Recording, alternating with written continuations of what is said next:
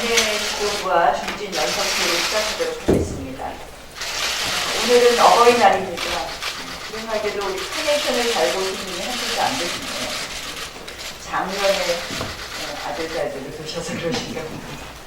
대한민국의 역사를 이끌어오신 우리 어버이들, 그리고 대한민국의 미래를 책임질 우리 어버이들께 감사합니다. 어버이들이 가슴 쫙 하고 살 수 있는 대한민국, 어버이로서 뿌듯하고 행복할 수 있는 대한민국을 만들어가는 데 자유한국당이 앞장서도록 하겠습니다.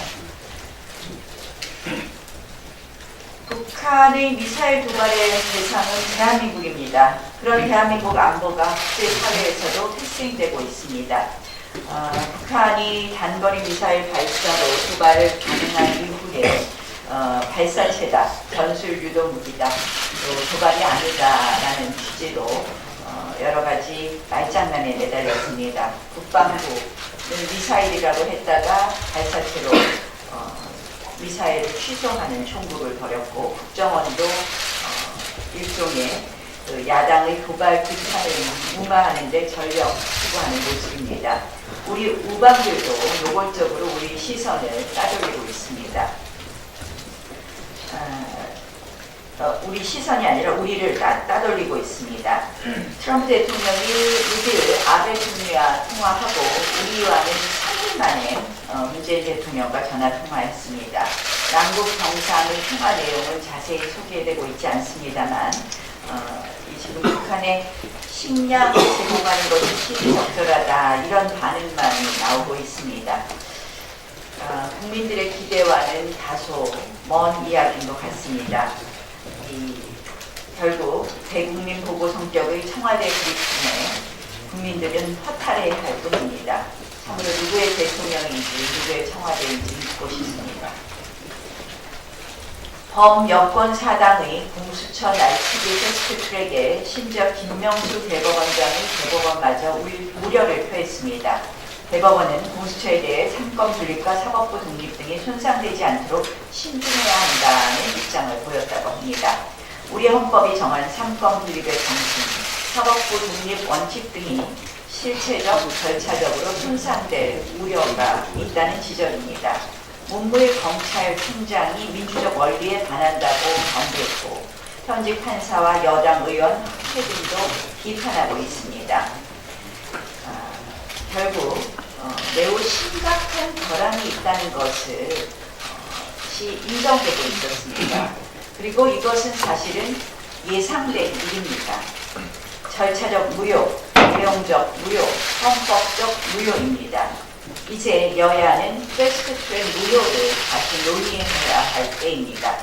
그것이 국회 정상화, 민생 국회의 첫걸음입니다. 오늘 문재인 정권 2주년 평가 토론회가 잠시 후 9시 반부터 정책위 의장 주관으로 있습니다. 문재인 정부 출범 2주년을 맞이하면서 경제정책에 대해서 자세하게 좀 비판하겠습니다. 내일 모레 5월 10일이면 문재인 정부 출범 2주년을 맞이합니다. 지난 2년간 대한민국을 이렇게 진단할 수 있습니다.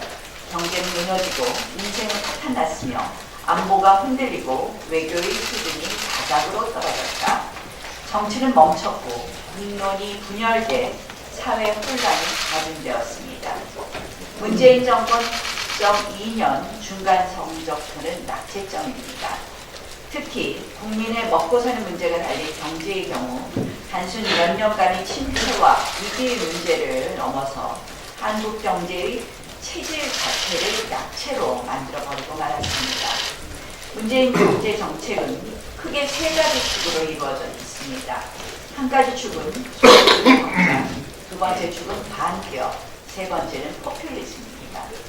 저는 이것들을 3대 악의 축이라고 지정하겠습니다. 한국 경제를 몰락과 쇠퇴로 이끈 3개의 악의 축입니다. 소득주도 성장은 한마디로 잘못된 전제 위에 쌓여 올려진 이론적 오류와 억지로 점철된 경제정책입니다. 임금은 시장이 결정하는 가치입니다. 정부가 가격을 인위적으로 통제해 성공한 사례는 역사적으로 극히 드물며 부작용은 참담했습니다. 소득은 성장의 결과물입니다. 성장은 기술혁신과 같은 생산성 향상의 결과입니다. 생산성을 높이지 않은 채 정부가 소득을 조작해 경제성장을 가능케 한다는 발상은 정작 개론에서조차도 반박될 오류이자 후입니다. 둘째, 문재인 정부의 반기업 정서는 성장 동력이자 일자리 창출 주체인 기업의 경영과 투자, 고용을 가로막고 있습니다. 일자리는 기업이 만듭니다. 우리의 삶을 바꾸고 국가 번영을 촉발시키는 새로운 기술과 혁신은 모두 기업의 몫입니다. 기업이 있는 도시는 흥하고 기업이 떠난 도시는 침체와 몰락을 면치 못하고 있습니다. 그런데 지금 현재 기업을 옥죄는 정부, 기업을 밖으로 내모는 정부는 그 어떠한 정책으로도 경제를 살릴 수가 없는 것입니다. 셋째가 결국 대중의 인기에만 영합하는 포퓰리즘이 이 정권의 경제정책을 지배하고 있습니다. 국가 재정의 주인은 국민입니다. 반드시 써야 하는 곳에서만 아껴서 써야 하는 것이 세금입니다. 그렇지만 지금 이 정권은 퍼주기 중독에서 헤어나오지 못하고 있습니다. 국민 혈세로 만드는 일자리, 결국 국민의 부담만 늘리는 정부 비만 정책입니다. 건강보험 혜택을 늘려주고 무상복지 확대하면 당장 국민들은 반가워합니다. 하지만 결과는 처참합니다. 반짝 인기만 쫓는 매우 비도덕적인 정책입니다. 결국 이러한 3대 악의 축이 낳은 현실은 매우 참혹합니다. 이를 최악 경제 지표라는 말이 나올 정도로 하루하루 터져나오는 경제 소식에 그저 국민들은 한숨만 내실 뿐입니다. 첫 번째로 국가 경제 전반적으로 우리나라가 마이너스로 치닫고 있습니다. GDP 성장률 잘 아실 겁니다. 금융위기 이후 최저를 기록했습니다. 국가 부채 1,700조 원, 공공기관 부채 500조 원을 넘었습니다. 두 번째, 일자리 증발과 소득 감소는 심각한 수준입니다. 2018년 실업률 3.8%로 2001년 이래 17년 만에 가장 높은 수치를 기록했습니다. 30, 40대 일자리가 빠른 속도로 사라지고 있습니다. 또한 인위적 붕괴 정책의 붕괴 역시 악화되고 있습니다. 세 번째는 기업 경제는 불안과 탈출로 요약할 수 있습니다. 작년 우리 기업의 해외 투자가 9.2%나 늘어서 478억 달러를 기록했다고 합니다. 그에 비해서 우리 1분기 민간 설비 투자 또 제조업 가동률은 정말 최악입니다. 결국 국내 투자와 고용은 줄어드는데 해외로 나간다는 것, 그것이 한마디로 한국에서 기업하기 힘들다는 증거입니다. 또 자영업 몰락, 네 번째가 자영업 몰락입니다. 폐업자 수 100만에 달한다는 분석이 나오고 자영업의 대출 규모가 2년 사이에 103조 원 증가했다고 합니다. 다섯 번째는 우리 경제가 의존하던 수출도 내리막이라는 것입니다. 환율마저 심상치 않습니다. 결국 지금까지 말씀드린 이런 지표와 수치 외에도 이 3대 악의 축으로 인한 이 경제의 절망적인 얼굴은 곳곳에서 쉽게 찾을 수 있습니다. 소득주도 성장, 반기업, 포퓰리즘 때문에 우리 경제가 중병을 앓게 되었습니다. 동북아의 그리스, 동북아의 베네수엘라가 되는 것이 시간 문제가 아닌가 이런 걱정이 매우 깊어집니다. 저는 문재인 정권의 경제정책을 헌정농단 위헌 경제정책이라고 표현한 적이 있습니다. 우리 헌법은 자유시장 경제를 지향하고 있습니다. 그 가치에만 충실한다면 기본적인 성장은 가능합니다. 제발 문재인 정부의 경제 정책이 헌법의 기본으로 돌아오기를 바랍니다.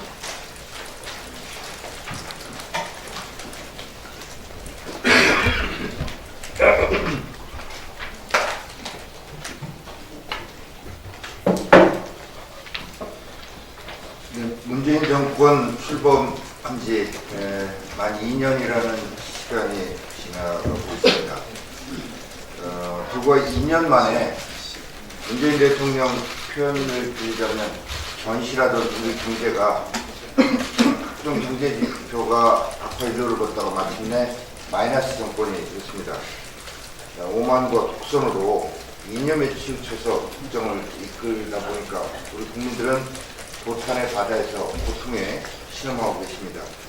방금 원내대표께서 말씀드렸습니다만 친노동, 반기업, 반시장 정책으로 인해서 산업 현장을 비롯해서 곳곳에서 비명소리가 끊이지 않고 기업들은 해외로 수출하고 있습니다. 그럼에도 불구하고 정책 기조 안 바꾼다고 하고 세금 퍼붓기, 보조금 뿌리기와 같은 현금 살포 처방이 급급합니다. 어제 문재인 정부 2주년 정책 컨퍼런스가 대통령 직속 정책기획위원회 주최로 열렸는데 여기서도 여러 가지 쓴소리 쏟아졌다고 합니다만은 이 쓴소리를 제대로 귀 기울여서 듣고 정책에 바꿀 가능성은 없어 보입니다. 왜냐하면 며칠 전에 사회 원로들을 청와대로 불러서 문재인 대통령이 한 얘기를 보면 쓴소리에 귀 기울이지 않겠다라고 선언한 것으로 볼 수밖에 없기 때문입니다. 그럼에도 불구하고 대통령뿐만 아니라 이 집권 여당 뭐라고 하냐면 마이너스 성장의 원인은 자신들 탓이 아니고 해외 탓이고 1분기 성장률 마이너스 된 것도 정부의 경제정책 때문이 아니다라고 강변을 하고 있습니다. 그러면서 좋은 경제지표 찾아서 그걸 부풀려서 국민들 속이겠다고 내놓고 얘기하고 있습니다. 문재인 정권 2년 맞아서 우리 당에서는 오늘 문재인 정권 민생 파탄 좌파 독재 2년 집중 해부 대토론회를 잠시 후 9시 반부터 개최합니다. 중진 의원님들을 비롯해서 많은 분들의 관심과 참석을 부탁드리겠습니다. 어제 정부가 3기 신도시 추가 건설 계획을 발표했습니다. 당초 계획보다 2달 앞당겼습니다. 이 얘기는 그동안에 내놓았던 정부의 주택 정책이 약발이 다 떨어지고 효과가 없다는 것을 스스로 실토한 것으로 볼 수 있습니다. 어제 발표된 내용에서 결국 핵심은 서울의 주택 수요를 어제 발표된 이 신도시가 이 수요에 부응해서 공급 효과가 이루어질 것인가의 문제라고 볼 수 있겠습니다. 그런데 벌써 1, 2기 신도시 주민들 사이에 불만과 우려가 터져 나오고 있습니다.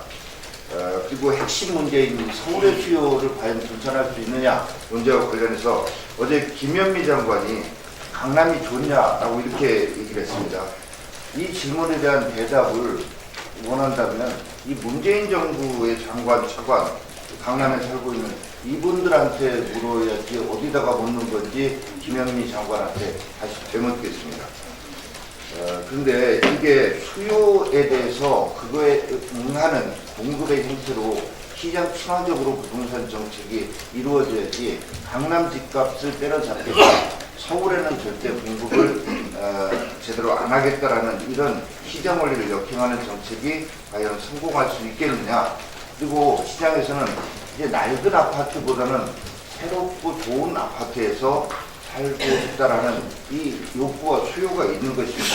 이것을 정부가 틀어막는 이런 부동산 정책이 성공할 수 있을 것이라고 생각한다면 이거는 정말로 무지한 것이다라고 볼 수 있겠습니다. 그래서 수요 공급에 제대로 맞추지 못해서 집값 폭등은 집값 폭등대로 하면서 국민들이 주택 문제로 고통에 신음하는 이런 상황 빨리 끝낼 수 있는 정책 전환 필요합니다. 끝으로 유류세이나 잠깐 말씀드리겠습니다. 어제 정부가 이제 유류세 인하폭을 15%에서 7%로 축소하기 시작한 첫날 기름값 일제히 뛰어 올랐습니다. 그런데 이 정책 역시 이 정권의 정말 특성이라고 할 수 있는 거꾸로 정권답게 거꾸로 모든 정책을 추진합니다. 작년 11월 국제 유가가 안정되고 인하되는 시점에 유류세를 인하해서 유류세 인하의 정책 효과를 크게 거두지도 못했는데 이제 기름값이 막 뛰어오르고 있는 이때에 유류세 인하폭을 낮춤으로 해가지고 기름값 인상의 폭을 더 키우는 이런 정책을 취하고 있는 것입니다. 이 주류세 개편도 마찬가지입니다. 50년 만에 주류세 승진하겠다고 했다가 이 서민 소주값 올린다라는 비판이 일어나자 미적거리고 있는데 소주 먹을 수밖에 없는 세상을 만들어 놓고 소주값 올린다고 하니까 국민들 당연히 반발할 수밖에 없을 텐데 이게 현금 살포를 위한 세금 짜내기의 혈안이 되어 있는 이 거꾸로 정권이다라고 말씀드리지 않을 수가 없습니다. 감사합니다.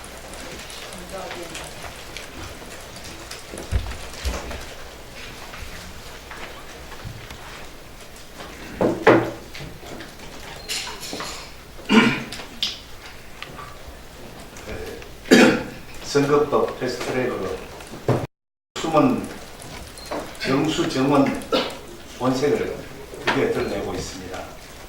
여당과 야3당은 의회의 민주주의까지 짓밟으면서 선거법 패스트트랙을 강행했습니다.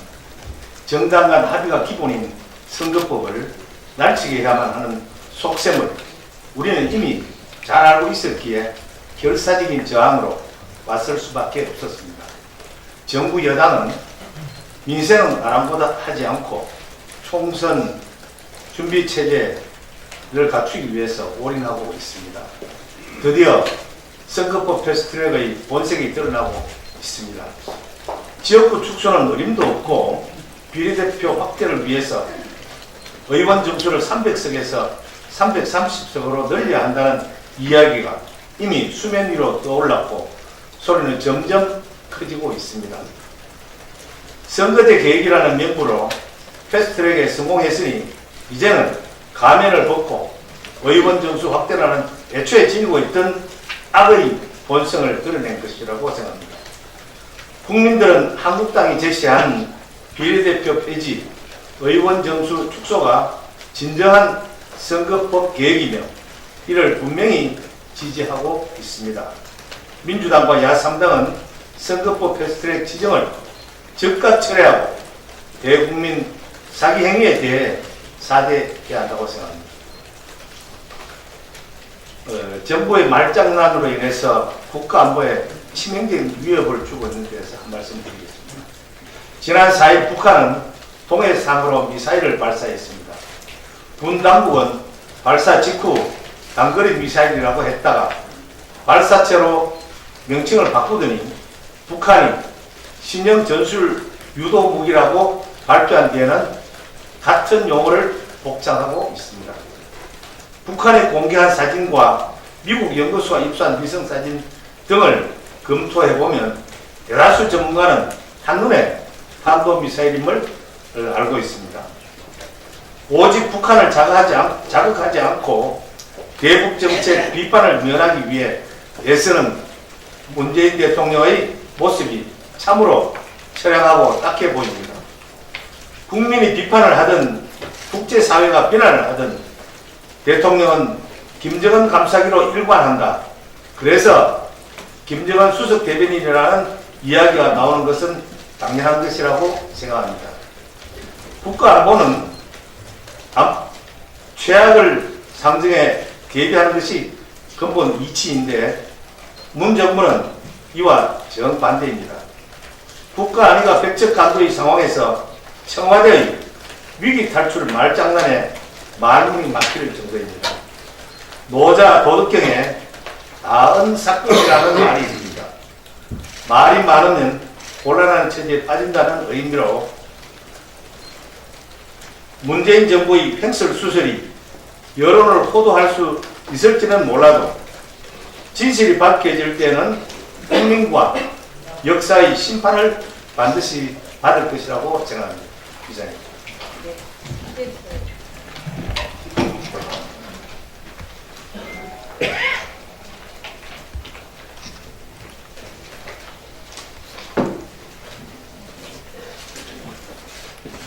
미사일을 미사일이라고 말하지 못하는 홍길동 정부는 도대체 어느 나라 정부입니까? 국방부는 아침 9시에 쐈으니까 도발 의도가 없다라고 얘기를 했습니다. 이건 도발이 아니라 훈련이다 라고 얘기를 했습니다. 이건 한국의 국방부가 아니라 북한의 통전부 같은 말입니다. 북한의 무력 행동을 은폐하고 미화하고 있는데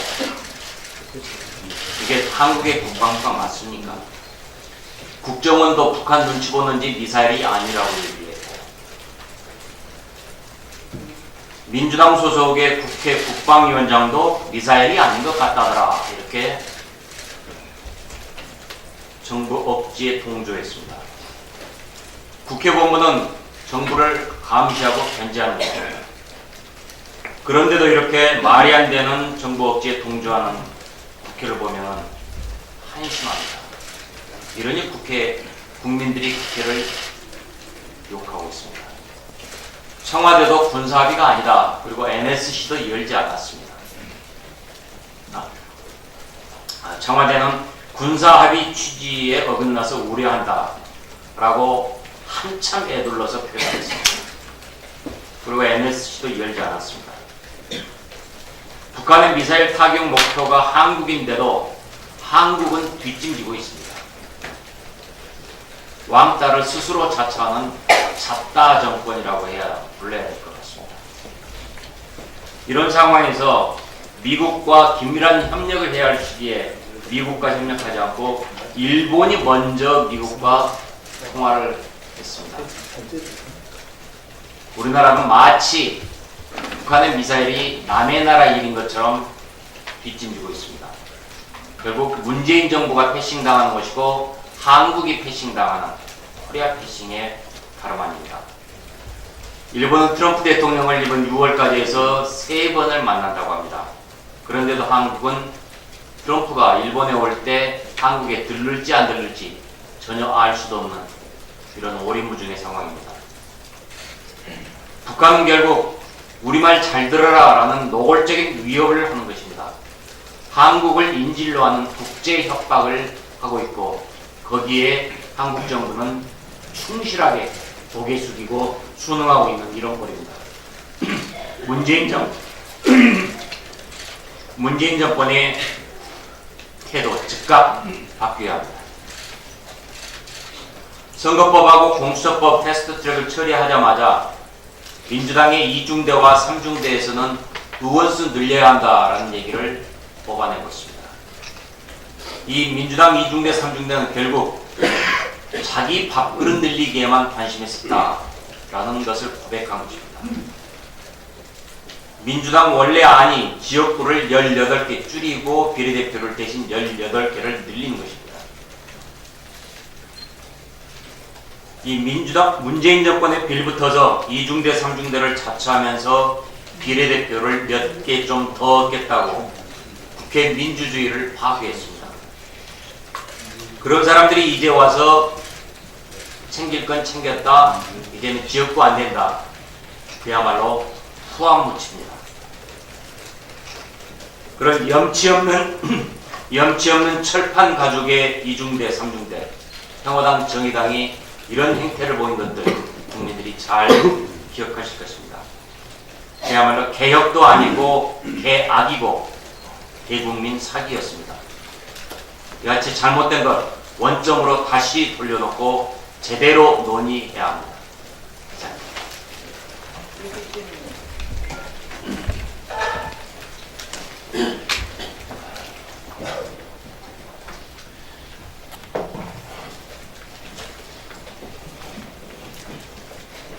북한 도발에 대해서 미사일이라고 했다가 40분 만에 발사체라고 증정하더니 이제는 도발이 아닌 훈련용이라고 외면하고 추수하는 정부도 문제지만 별일 아니다, 대북 식량 지원 나서자는 여당의 원내대표를 보고 있자니 이 정부와 여당이 과연 제정신인지 대한민국 국민과 국토 수호를 위해 존재하는 것인지 대묻지 않을 수 없습니다. 혹시 참으로 호미로 생각하고 있는 것 아닌지 묻고 싶습니다. 많은 전문가들이 이번 도발이 단거리 탄도미사일인 이스칸데르형 미사일이라는 가능성을 제기하고 있고, 이는 북한의 모든 종류의 탄도미사일 발사를 금지하는 유엔 안보리 결의를 위반하는 것입니다. 정부와 여당은 대한민국 국민의 생명과 국토 수호는 안중에도 없고 북한이 미사일 도발로 추가 제재를 받지 않을까 자기 일보다 더 걱정하고 대신 두려워하고 있는 것입니다. 바로 이것이 정부와 여당의 무책임하고 무능한 민낯이며 우리 군과 정보당국의 기강해임, 무기력함을 드러내고 있는 것입니다. 김연철 통일부 장관이 오늘 개성의 남북공동연락사무소를 방문할 예정이라고 합니다. 북한의 미사일 발사는 유엔 안보리 결의를 정면으로 위반한 것이고, 연락사무소가 위치한 개성은 남북 경협의 상징적 장소인 만큼 김연철 장관의 방북은 불필요한 오해를 살 수 있습니다. 북한 발사체 도발 판호 속에서 미사일의 정체도 밝히지 못하는 정부가 뜬금없이 개성연락사무소를 방문한다니 의아하기만 합니다. 북한이 쏘아올린 미사일을 미사일이라고 부르지 못하던 문길동 정부가 이제는 개점 휴업 상태와 다름없는 연락사무소를 찾아가겠다며 아닌 밤중에 문두깨 정부가 되어버렸습니다. 북미 협상이 교착 상태에 누워있고 북한의 미사일 도발로 국제사회가 한반도를 예의주시하고 있는데 주무부처인 통일부 장관이 뜬금없이 개성연락사무소를 방문하는 것은 올바른 처사가 아니라고 생각합니다. 오늘 오전 10시 30분 이 자리에서 대북 제재 위반 조사특위 3차 회의가 개최됩니다. 지난 2차 특위회의 당시 관세청 보고에서 북한산 석탄 부정 반입 사건과 관련하여 작년 8월 관세청 중간 수사 결과 발표에서 북한산 석탄은 수수료조로 취득했다고 했으나 검찰 조사 결과 대금의 흐름이 나왔고 수수료가 아니라 대금을 지급하고 산 것으로 확인된 것은 큰 성과라고 생각됩니다. 지금까지 정부가 보였던 소극적 태도는 석탄 대금 전달의 실체를 가리기 위한 의도적인 부실 수사이자 꼬리 자르기였다는 것을 반증하기 때문입니다. 이제는 북한산 석탄 반입과 관련된 금융거래의 실체를 밝혀야 합니다. 석탄 대금이 어디로 전달되었는지, 이 과정에 관련된 금융기관은 어디인지, 북한과 거래가 연계된 사실을 이들 금융기관이 인지하고 있었는지, 이 과정에서 정부의 개입이 없었는지 철저한 조사가 진행되어야 할 것입니다. 지난 북한산 석탄을 실은 배가 인도네시아에 들어갔다 압류되었다가 우여곡절 끝에 해제가 되고 다시 석탄을 다른 선박인 동탄호에 환적한 바 있습니다. 그 선박은 목적지를 말레이시아로 해서 다시 출항을 했으나 아직 말레이시아로부터 입항 허가를 받지 못하고 싱가포르 앞바다에서 계속 정박하고 있는 상태입니다. 북한산 석탄을 원산지를 세탁하다가 실패하고 인도네시아, 말레이시아 사이에서 더 이상 항해하지 못하는 소위 말해 목적지가 없는 그런 유령배가 되어 있는 그런 상황입니다. 국제사회가 이 북한산 석탄에 대해서 이렇게 관심을 가지고 더 이상 수출을 하지 못하도록 하고 있는 그런 상황이고, 또 그에 따라서 이 동탄호가 더 이상 어느 곳에도 석탄을 양화할 수 없는 그런 사정이 되었다는 것은 우리도 주시하고, 앞으로 이 부분에 대해서는 우리나라 회사가 처음에 이 석탄을 도입하려고 했다는 그런 의혹이 있는 만큼 철저히 그 의혹을 규명하여야 할 것입니다. 이상입니다.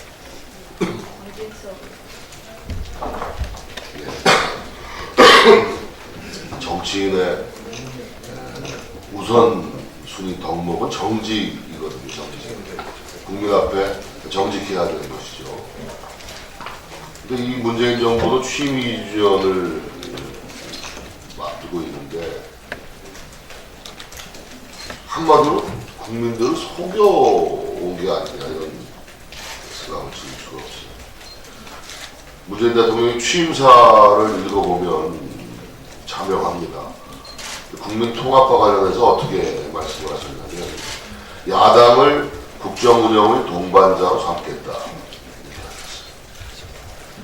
자신을 지지하지 않았던 분들도 섬기겠다. 이랬습니다. 또 분열과 갈등의 정치를 바꾸겠다. 이렇게 약속을 했습니다. 어느 것 하나도 지켜지지 않았습니다. 거짓말, 국민을 속이는 결과가 되어버렸어요. 국민을 속이는 정권의 말로는 늘 비참했습니다. 지금 경제는 자살, 외교는 자폐, 국방은 자폭, 고용은 학살, 민생은 절망이라는 얘기가 공공연하게 들리고 있지 않습니까? 선적폐청산 후 협치 같은 얘기, 이런 건 대통령의 언어가 되서는 안 됩니다. 국민에 대한 대단한 결례죠. 대통령이 이런 언사를 쓰면 안 되는 겁니다. 너무나도 집권 2년을 맞는 이 시점에서 참담함을 금할 길이 없다. 더더욱 참담한 것은 바로 이 북한의 탄도미사일 발사에 대응하는 정부의 자세입니다. 자, 여러분, 이 그림에 무슨 차이가 있습니까? 미사일이 아니라고 하는데 미사일 맞습니다. 탄도미사일입니다. 탄도미사일. 자, 북한이 발사한 미사일과 러시아의 이스칸데르, 우리의 현무투 미사일. 우리의 현무투 미사일이 바로 사실은 러시아의 이스칸데르가 베이스가 돼서 만든 게 우리 현무투 미사일입니다. 이 세 미사일은 거의 샴쌍둥이처럼 닮았어요. 똑같이 생겼습니다. 재원도. 이 세 개의 미사일, 탄도미사일, 탄도미사일. 미사일이 맞는 거예요. 청와대와 군 당국의 대국민 답변은 틀린 겁니다. 자유한국당이 발표한 게 맞는 겁니다, 여러분. 탄도미사일입니다. 9.19 남북 군사합의 위반, 유엔 결의안 위반이에요. 더 이상 얘기할 필요가 없는 거예요. 유엔 안보리 결의 위반, 9.19 남북 군사합의 위반입니다. 자, 그런데 더 큰 문제가 무엇이냐. 여러분, 우리 군의 기본 방어 체계가 삼축 체계라는 말 들어보셨죠? 킬체인, KAMD, KMPR. 킬체인이라는 거는 북한이 핵미사일을 쏘기 위해서 액체 연료를 주입하는 걸 사전에 탐지해서 우리가 선제 타격을 하는 게 킬체인입니다. 그리고 KAMD는 우리 방어용 미사 체계를 말하는 거고, KMPR은 보복을 얘기하는 건데, 이번에 쏜 이 북한의 이 미사일은 고체 연료예요. 그리고 태연이라고 불리는 이동식 차량에서 어디서나 쏠 수 있어요. 그러니까 우리의 삼축 체계, 킬체인, KMPR 다 무력화되는 겁니다. 우리 군 방위 체계를 전면적으로 재편해야 돼요. 사전 탐지 선제 공격이라는 것이 이제 할 수 없게 되었습니다. 고체 연료를 사용하는 이 미사일을 개발했기 때문에 이거는 이번에 발사한 북한의 단거리 탄도미사일은 신형이에요, 신형. 하이브리드예요, 하이브리드. 이런 걸 뻔히 알면서 국민을 속이고 있는 겁니다. 네? 지금 청와대와 군당국 아니면 자유한국당 둘 중에 하나는 누가 국민을 속이고 있는 거 아니에요? 탄도미사일이 맞습니다, 여러분. 9.19 남북 군사합의 위반, 유엔 안보리 결의사항 위반이에요. 문재인 정부는 더 이상 국민을 속이지 말아라. 어떻게 모든 분야에서 지난 2년 동안 아무것도 손에 잡히는 게 없잖아요. 무슨 성과를 거야하겠습니까? 안보, 외교, 다시 한번 경제 자살, 외교 자폐, 국방 자폭, 고용 박살, 민생 절망. 그나마 지지가 무슨 한반도 평화 제스처를 가지고 지지율을 유지했는데 앞으로 더 큰 고민이 뭔 줄 아세요? 이제는 중재자, 촉진자 역할도 일본의 아베 수상한테 뺏기게 생겼어요. 미국하고 일본하고 대화하는 거 보세요. 아베가 한반도 문제 나서가지고 이제 중재자 역할 하겠다고 나설 겁니다. 진짜 왕따가 되는 겁니다, 이제. 문재인 정부 정신 차려야 됩니다.